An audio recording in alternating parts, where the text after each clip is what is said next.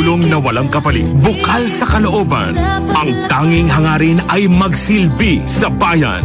Sulong na Bayan! Programang sasa inyo, alas 2 hanggang alas 3 ng hapon. Sulong na Bayan! Kasama si Miss Loli Acosta sa DWIZ 882. Ang hapon po sa ating tagapakinig. Welcome po sa ating programang Sulong na Bayan. At tayo po'y dinig sa ibang panig ng mundo. So good morning, good afternoon, good evening sa case may hindi. Lalong-lalo po sa Estados Unidos, sa East Coast, sa West Coast, yun na rin po sa gitnang silangan.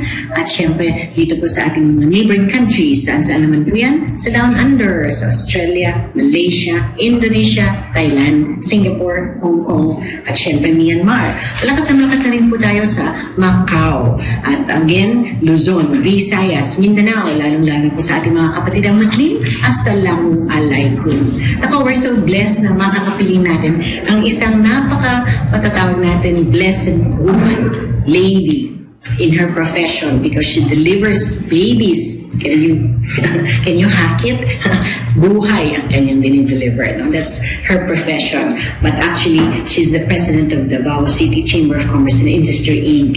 And Dr. Maria Lourdes G. Monteverde, she's a medical practitioner and a realtor. Imagine, dalawa-dalawa on her hats. Ano? She is currently serving her third term as the president of the Davao Chamber. Aside from being the president and member of the chamber with numerous achievements, she also held variety roles in both medical and real estate landscape. Outside the chamber, she is the president of the National Ambassadors Club of the Philippines and is the first country lady president of the International Ambassadors Club based in Switzerland. She's presently a board member of the EXICOM, the Consular Corps of the Philippines. She is the convener of Consular Corps of the Philippines in Mindanao, founder Philippine Real Estate Service, Davao Chapter, National Committee Chairperson, Economic Zone Development in the Philippines, under the Chamber of Real Estate and Builders Association, that's CREBA, very famous po yan. Certified International Property Specialist, and the past president of Ambassador Club, Davao. She was also recognized as one of the extraordinary and exemplary best-dressed women in the Philippines in 2020 by the Philippine Cancer Society and the Society of Cultural Enrichment. Dr. Monteverde is also active in her medical profession as she served as the past president of Davao Medical Society, Philippine OB-GYN Society, that's in Southern Mindanao Chapter, and Davao Society of OB-GYN. And currently, she is an honorary consul. Ba? Talaga naman super dami ng plates on her hat, ano? And including, aside from being a high-ranking official, Dr. Monteverde is a loving wife to Dr. Thomas J. Monteverde III and a caring mother to her children and a doting abuela, lola, to her grandchild. Welcome, Dr. Maria Lourdes G. Monteverde sa Sulong na Bayan. Good afternoon. First and foremost, talaga, thank you for taking your time. I know it's quite a short, but it's good that we started off as neighbors. Destined to happen because we have people a lot. Very quickly, the mandate of my program is called Sulong na Bayan. It's there in my band call card. Sulong. Okay. Because I want the country to really be the head, not the tail. It's about time.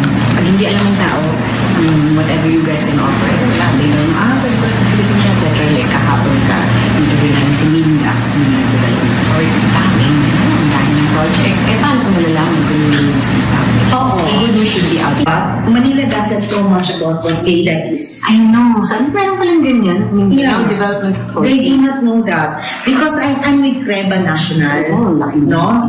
With Calino, with Gorayev, and So I started off with the Economic Zone Development with CREBA in the national level. So when we talk about development in Mindanao, I was telling them about Minda.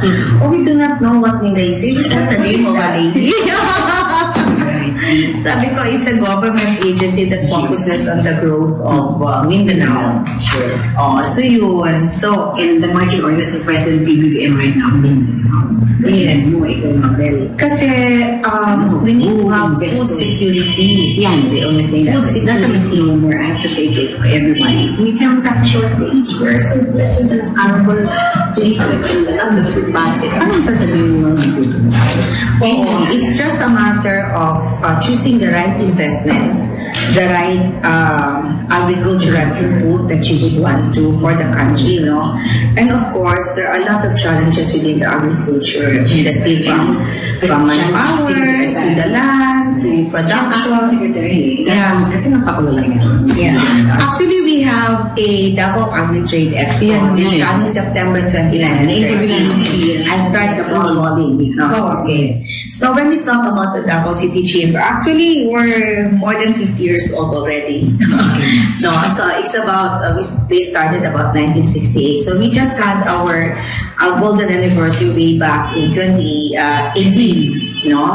And of course, kasi with the set before, you have to make renewals, everything. So we are now in the process of rebranding the Davao City Chamber, to be attuned to what is happening also in the region and the locality. But really, it started off with a group of businessmen also from varied industries, from power at that time to agri, and it was based on friendship.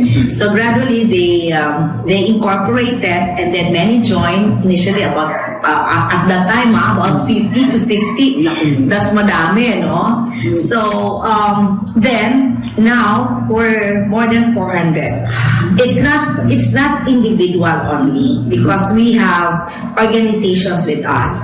So there's a multiplier effect when it comes to the numbers of membership, because we have tie-ups with other organizations. So it's not just you become a member because you're an individual. No, you should have a business, and then it can be either single, proprietary, partnership, or a corporation. And we have partnerships with our memberships who are associations. And aside from that, we have also partnerships with the other chambers within the region, and of course within the Philippines.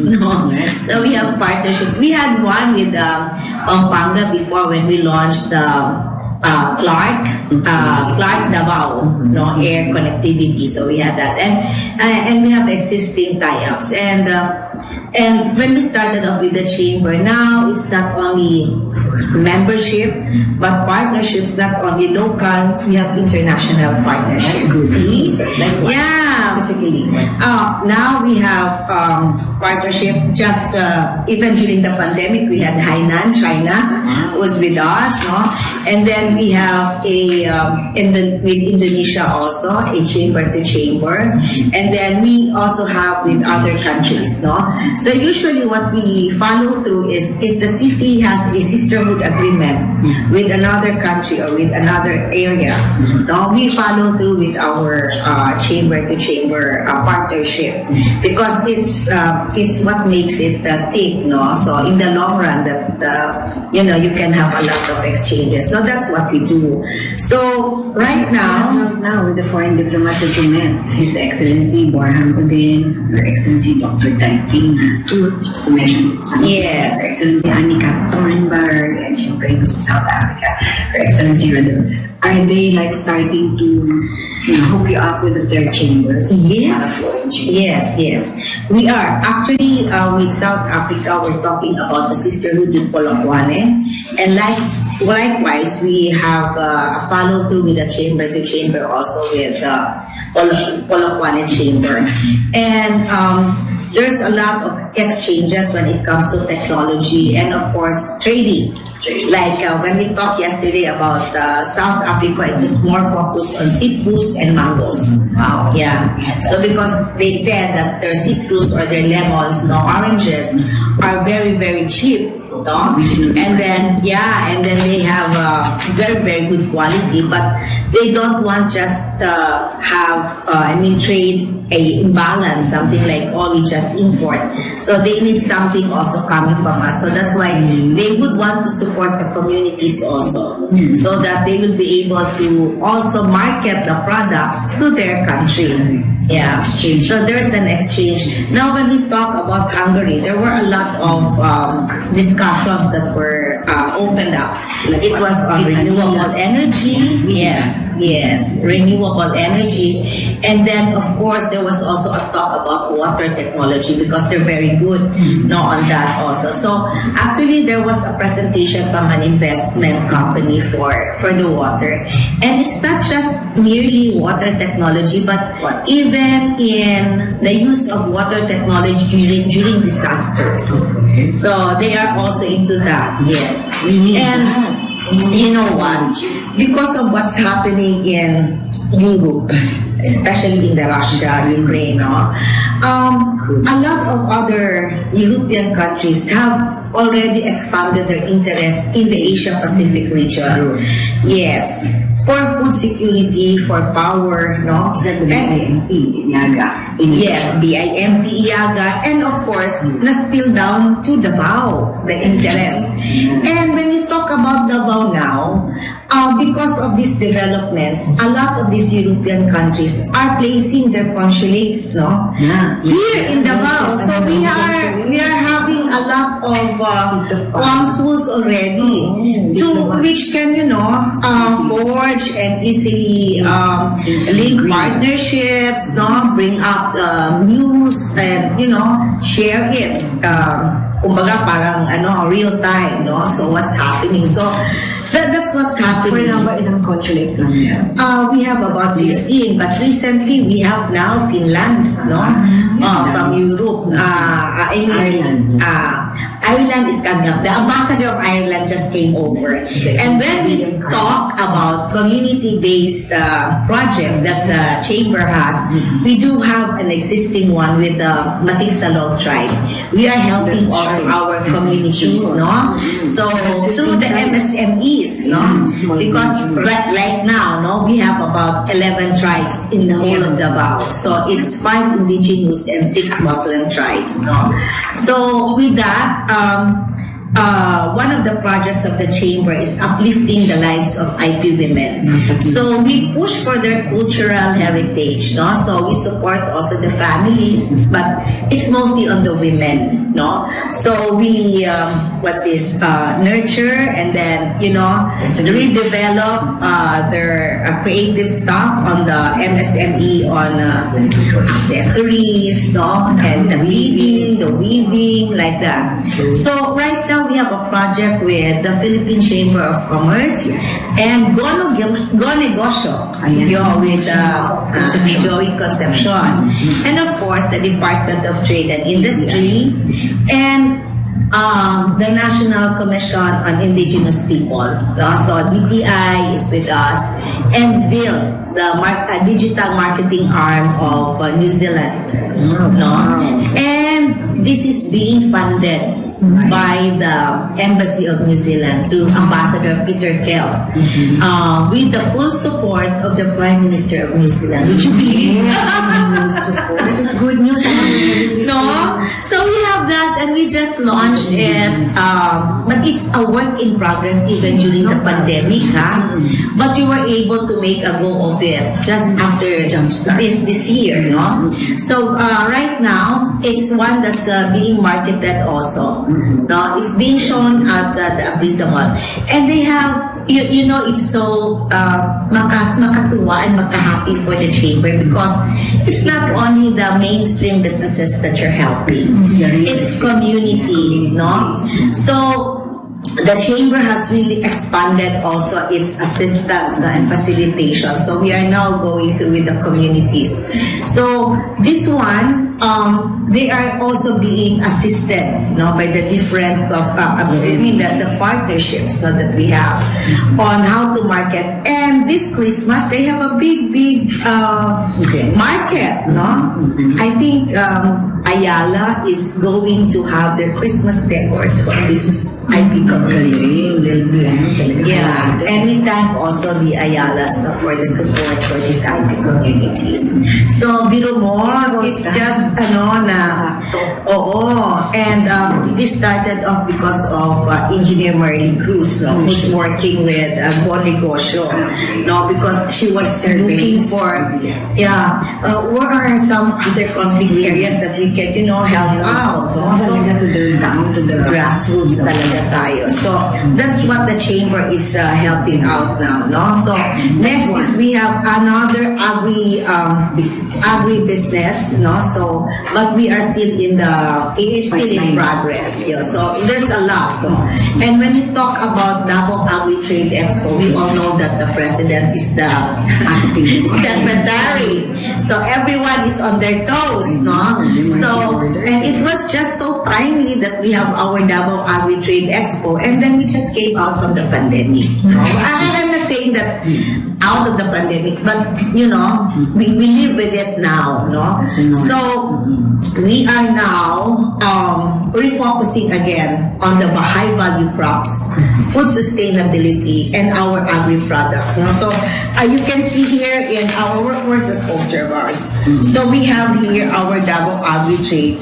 We are refocusing again on aquaculture, livestock, poultry, the hogs, the high value crops, and even a lot more, that will make not only Davao but Mindanao be able to sustain in the future. So, is that the same as Davao Agri-Trade Expo? Yeah, that's our date, we call it, date 2022. So, this is the longest running Agri-Trade Expo for Mindanao. Yes. And it's Davao City Chamber who leads that. Oh, we also have another, that's the Davao Investment Conference. It started a decade ago. Pagsimula ko pala. Isang dekada. Hindi natin mag-uusap sa age. First summit investment to. We did that in 2011-2012. The first summit that we had, the first icon that we had was about air connectivity. That was with Clark and Davao. With the one who took it was Air Asia. The following year, we had the ASEAN connectivity between the Philippines and Indonesia. So we launched it in 2012, but it was finally opened by both presidents, Duterte and Widodo here in Davao, in 2017. So that's those type of events and programs are being done and facilitated by the Davao City Chamber for this year. For this year, we're big on infrastructure because the national government naman didn't back off with the priority projects. So it's still the BBB. Sabi nga ganun, BBM, build more. So it's build more, and then our national priority projects are a go, even if there's some hitches between the Mindanao Railway project, but they're still pushing for this. So mostly there are a lot of townships here in Davao that you can see because of the interest, because of the opening up of areas. So you have the North Hub, you have the South, and the Central. And it's that there's a sprawl already for the development for the whole Davao. And when you talk about the development of Davao, we have the Metro Davao Development Authority now. It's similar to MMDA in Manila. So we are hooking up with the rest of the Davao region. When you talk about developments, when you talk about security, when you talk about infrastructure for everyone, and of course, Loli, you have the Garcia Mandanas funding, no? Yes. So the LGUs will now be more active and proactive in terms of investments, no? And taking, and I mean, giving social and health services to its people, no? And of course, development in their areas. Siguro, they develop the roads or something, and then for the schools, no, better access, mga ganon, no? So because of the funding. And Davao City Chamber has been reaching out, and we are now partners with BARN. Oh, Bangsamoro region from Yes. And then they, we are so happy also with our partnerships with BARN because they look up to us as a big sister. No? So we are the ones having this together with our regional chambers. They are open naman, and then they really welcome investments, no? Of course, there's some culture sensitivities for some, but you just have to thresh this out, no? And then they are very open to changes, very adaptable, and then they are also pro-development because they can see also what's happening in the other regions, and they would want that to be, to happen also in their areas. But they have large tract of land, no, for agriculture, no.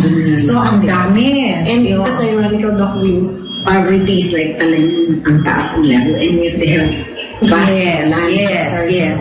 But so they welcome inputs for management, inputs for development. So sila, very open sila ngayon. Kaya they look up to the Davao City Chamber as a big sister. I think that's a huge feat for you guys. Pagkayaan ng development.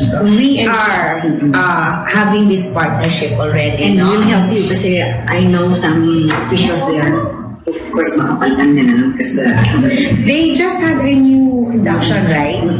So yun. So even boasting of meeting or parang they surpassed their target by the billions. Can you imagine? Ito yung mga sinasabing quote-unquote rapists, anti-terrorists, etc. murders. And yet they were able to steward their resources. And coming from the private sector, if you go out of Davao City and you go to these areas in North Cotabato, South Cotabato, sabi ditong family name na Cotabato, parang takot yung iba, no? My God, grabe ang development. Nagugulat ka? I was there. Yeah, nagugulat ka. And then, grabe ang tao. And then, yes. Finance Secretary and then Senior Minister Makapwa, interview ng President. Yeah. Oozing with talent. So, yes. Diyan ang Davao City Chamber. We just need to have the partnerships and of course focus on what we want. Both parties, we can work together. So that's what we are doing.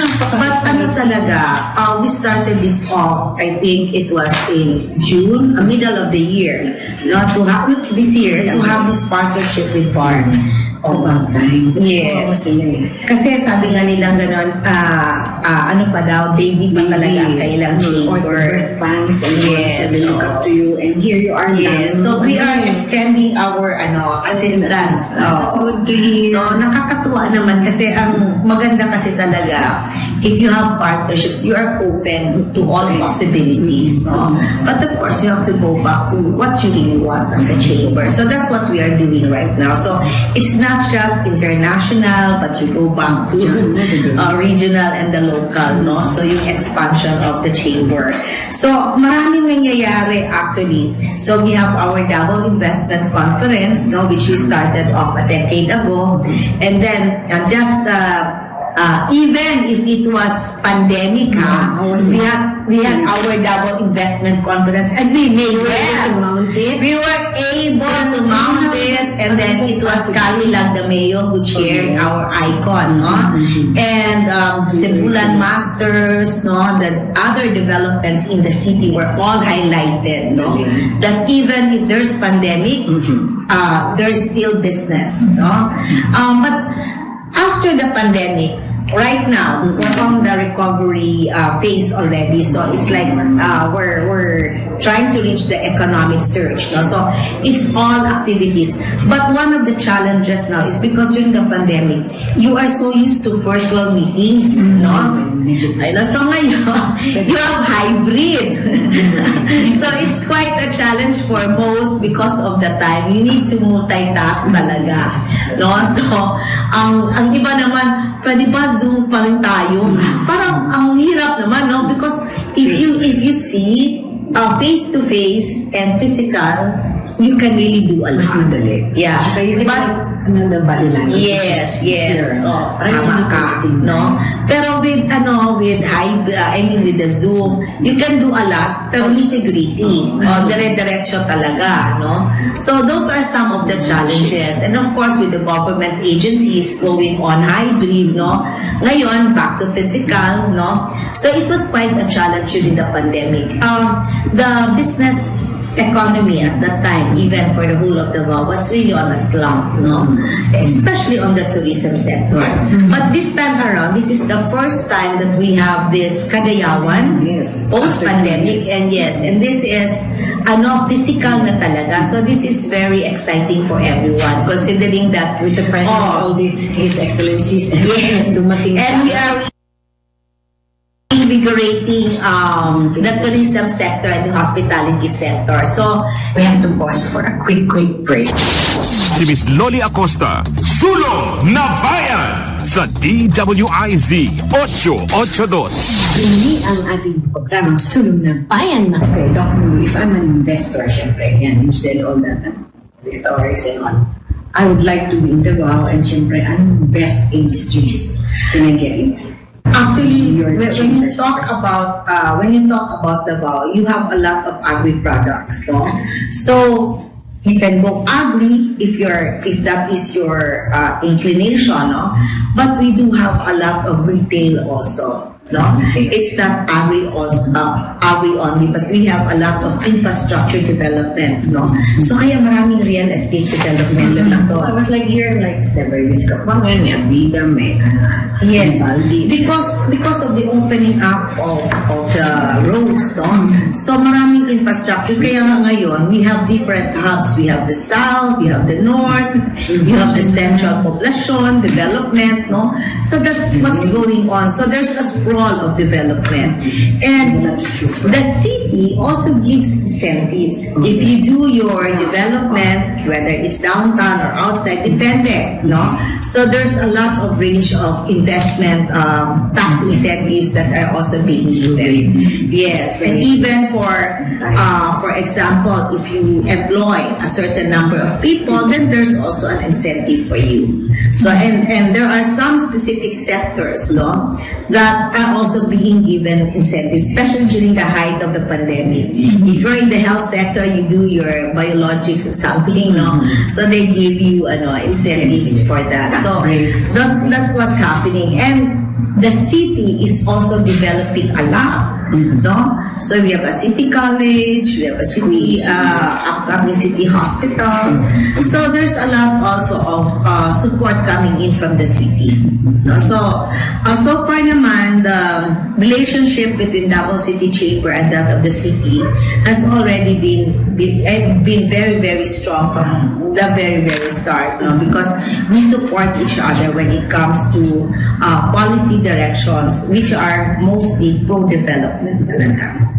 Give me one, or I'm sure a lot of achievements have been told and precise, but one defining moment of your term. Defining moment? Ang dami niyan. Just saying that. If there is an event, that I would really say that we started it off and, boosted how Davao is, it's the Davao Investment Conference. Because we work together with the Davao City Investment Promotions, but that event talaga we calculated. Yes, and we started it off with Mayor Sarah, Vice President, because we were able to showcase what we have as a city, not only nationwide but internationally. So we made it an event, that's showcasing what the capacity of Davao is and what greater heights it can achieve. And then from there on, no? Nag-start na siya. Now, during my term also, we have now the upcoming Davao Innovation Summit. Yes. That's what I'm saying. First, Yes. Innovation. What do I have Yes. in mind? Oh, there's a lot into agri, IT, no? Yeah, IT. And even, sabi ko gano'n, you know what, if you need to rebrand or you talk about innovations. And when we open this up to the different embassies and other countries, my God, we want to join this. Why? Because right now, when you talk about what makes a country or what makes a destination an investment destination, you need to have the X factor before, no? Sure. But now, you need to have an innovative strategies by your city to attract investments. And that's where, when you talk about innovations, dyan ka nag-i-evolve. So is that your brains? This is perfect, you know why? Because we will be featuring the international segment for this Sulong na Bayan. That's how we will really soar high. We started off with the Davao Investment Conference with Mayor Sarah, and now we have this Innovation Summit with Mayor Bayan. Wow. Yes.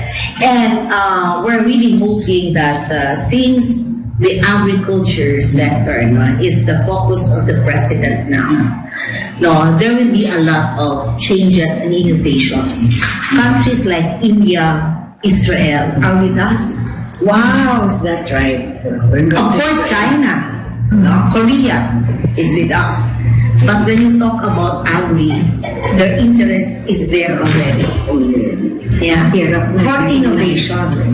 And mind you, they're here. They did the investments already. The fact that you're saying, makakonsulate sila ng kanyang Yeah. They're really interested. Yeah. The way to do this in Davao, not in Luzon. Kasi maraming opportunities tsaka possibilities pa dito. Yes. And if you want to invest, your money has a huge potential for multiplier. It's worth the investment. Worth the investment. You just have to, of course, do your Hook up with that due diligence. Hook up with the right Yes. chamber. Yes. If you want to invest, go with the thing. Kasi makikita mo and then we show our members and even the community, this is what's going to happen in this area. Okay, so you better watch out. Ganon. So right now, we're talking with the other chambers also for the development as mini economic hubs. The train stops for the Mindanao Railway. So that's another focus that we're doing. But we're coming in big for the Innovation Summit, our Agri-Trade Expo. The Innovation Summit is sometime November. Yeah. Nakabalik tayo dito. Yes, you should come. Yeah. And then our Agri-Trade, which we're inviting our president to come over. Na natutuwa pa naman yung mga regional directors. I mean, this is the first time that we will be like having a cabinet meeting. Diyan kami ng mga miron. We are just, at the regional levels, but it's like having a cabinet meeting already with the president as the secretary. And the focus is really on agriculture. So we're blessed and happy that the president focused on agriculture. Of course, there's a lot of other sectors and issues that needs to be focused also, attended to. But agri, kasi when you talk about agri, it's mostly Mindanao. Mostly because you also have a lot in Luzon. Kayong food Food is for Mindanao, especially also from Bar. Ang dami nilang produce. Exports nila. Ay, nako. Sa sarap. Tsaka talagang good quality. Yes. They're blessed with arable land. Yes. I can't imagine bakit sila yung may poverty. High number. But you're here now. So, Open na sila. Ayan ang yung Open sila. They are pro-development. Yes. I challenge you with that. Kasi I don't know them from Adam. But when they told me, kami nakapag, we were able to surpass our budget by the billions. Yung mga terrorists, paano ito somehow it would cost you, right? Paano sila nakapag-store yung resources? Kasi good governance. Iba. Tapos iba na sila ngayon. Tell me about it. Iba na talaga. Right. So, ayan na yung Monday. Oo, kaya tuwang-tuwa naman kami kasi they look up to us. So we're very happy with that. I'm also, yes. Sorry, there's a sidebar question. Ay, nakakalimutan ko. Davao City Babies. babies have been delivered. You know, many na talaga. Sabihin mo, thousands na siguro. And you know what?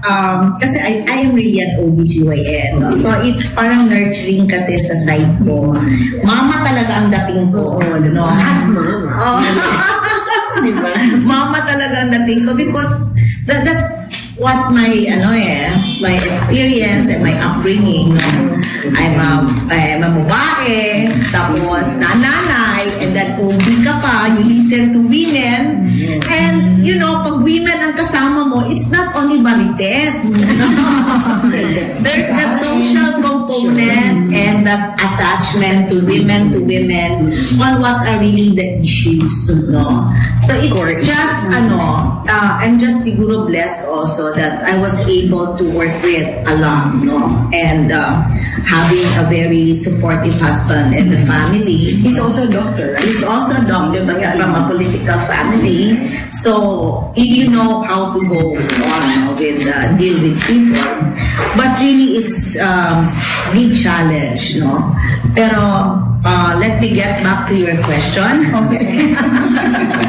How many babies have you delivered? Ang daming babies. Ang dami na rin babies na na-breastfed. Oh, wow. Because there are some communities before, no? Walang proper nursery. So, ako naman postpartum, I leave my baby with my husband.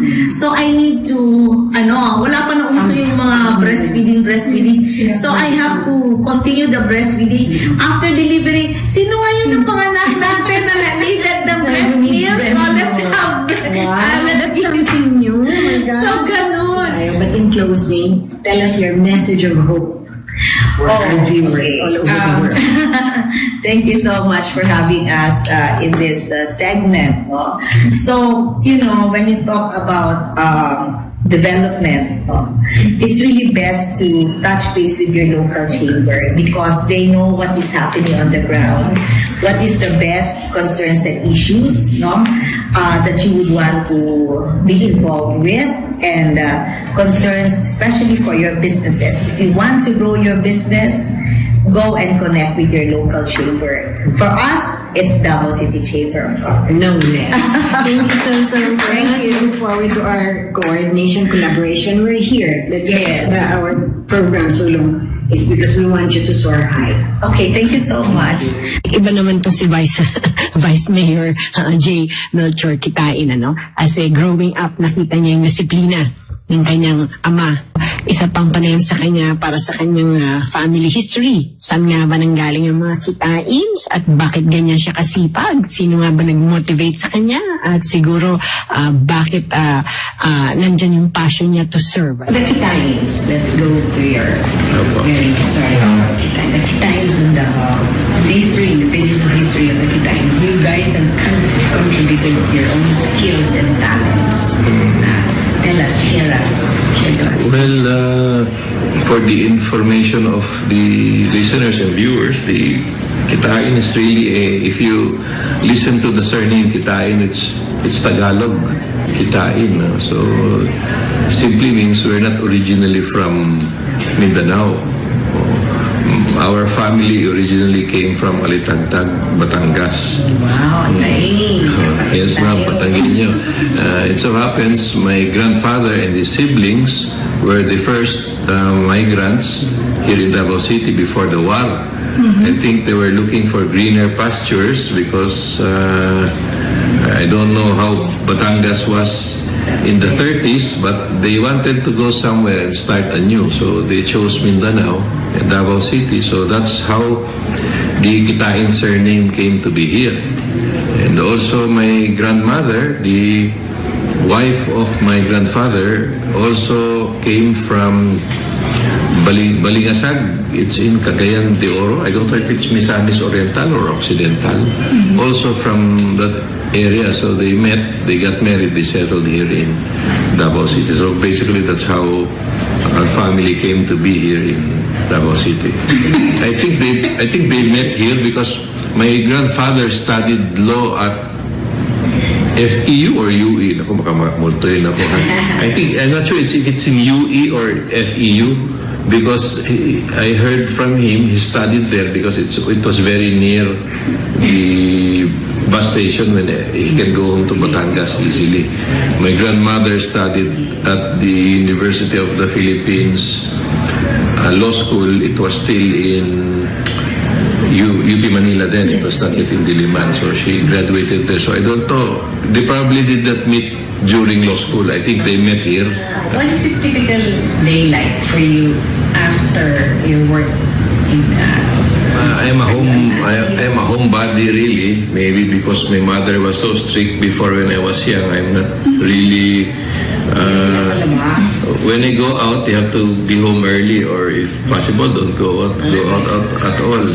I studied in Davao City only up to my elementary because I studied high school up to law school in Manila already.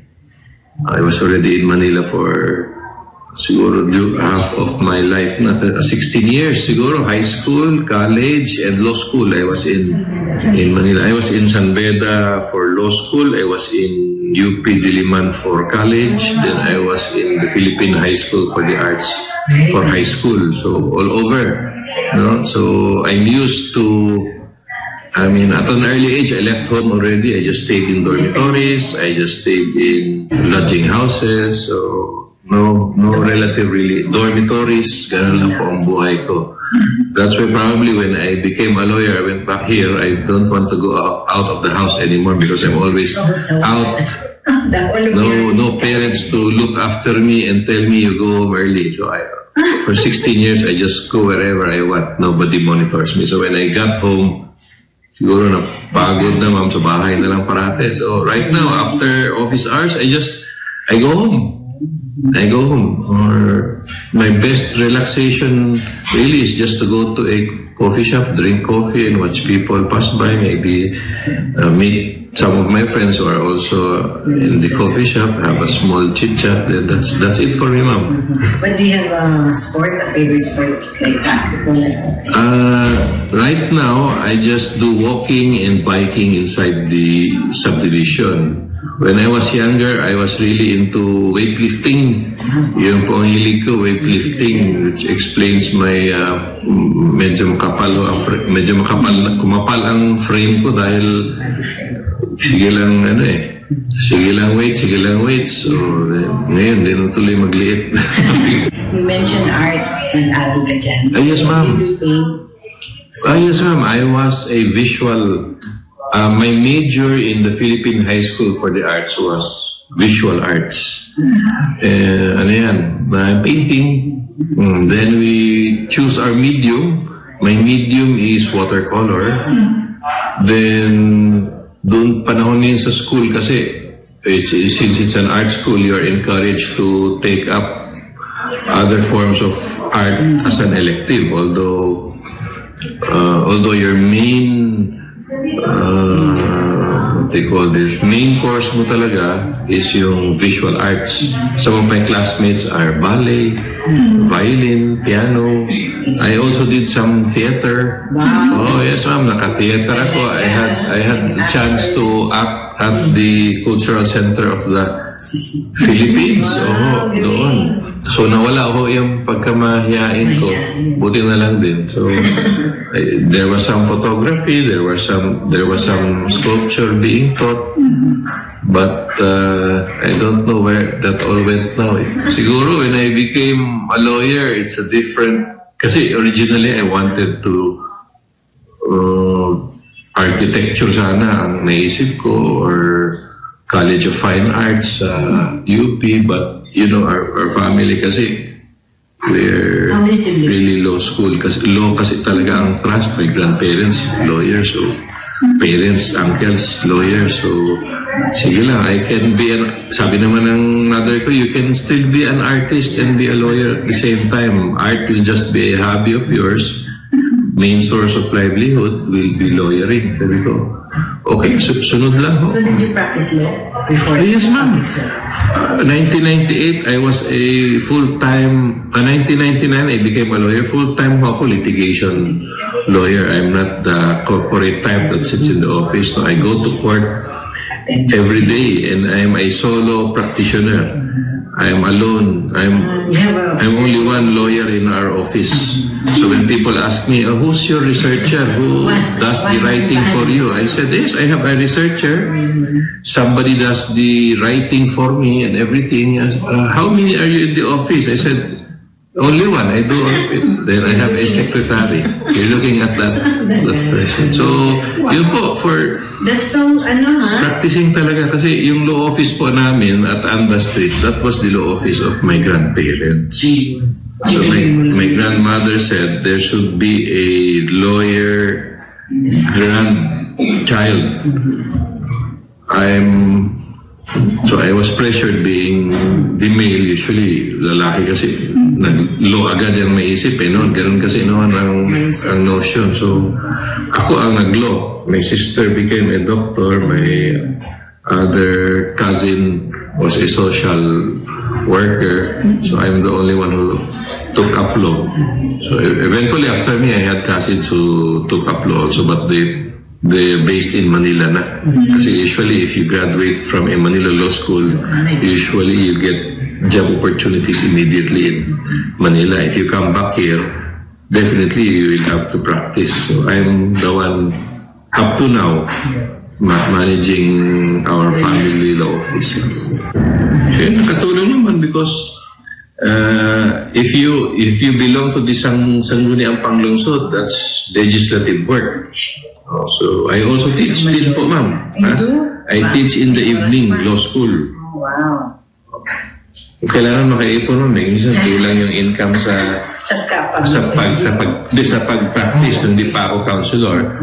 Mahina ang income minsan sa practice kung wala kang kliyente. So back up ko, mayroon pa akong income sa gabi kasi I teach law school. So ganun lang. Nakatulong pa ako sa mga estudyante kung may maging abogado. At least I'm happy na some of my students are judges already. I'm not that old pa, ma'am, ha? Baka malayo pa ako sa senior, pero ay ano kasi 26 yata ako, I started teaching na eh. Lawyer kasi yata ako 26 or 27. Then I immediately taught and practice. So kung estudyante ko noon, judge na ngayon, imik pa. So nasanay na ako. But when I started po, ma'am, tinatamad-tamad po ako when I started. When I started the practice, I had no client. No? So, ang sabi ko lang, kasi dalawa kami ng dad ko. Sabi ng dad ko, upo ka sa office, upo ka lang. Sabi ko, wala man tao nagapunta dito, ang gawin ko dito. So, my grandfather's house is just at the back of our office, yung ancestral home. Punta ako doon, matulog. Tapos, kasi yung lolo ko rin, buhay pa, matulog sa tanghali. Sabayan ko rin natulog. Puntahan ako ng father ko, may naghintay na sa'yo sa taas. Meron na, sige. Next time, huwag ka ganyan. So, natuto lang din ako until eventually I got busy, no time for siesta anymore. Iyan ang nadala ko, ma'am. Kaya maaga ako parati dahil nasanay na eh. How many children do you have? I only have two Boy, girl? Boy and girl, just like... Ay, hindi pa, ma'am. My daughter, kasi po, tinamaan ng K-12. My daughter will be on her third year college. Then my son, supposedly, should be second year college now. Pero because of K-12, grade 12. So are they taking up the course that they are passionate about, or you're compelling them? Wala. There's no pressure naman for them kasi I remember my father never told me na law or nothing. Although my grandmother, that's what they tell all her grandchildren before mag-law. It's the parents naman.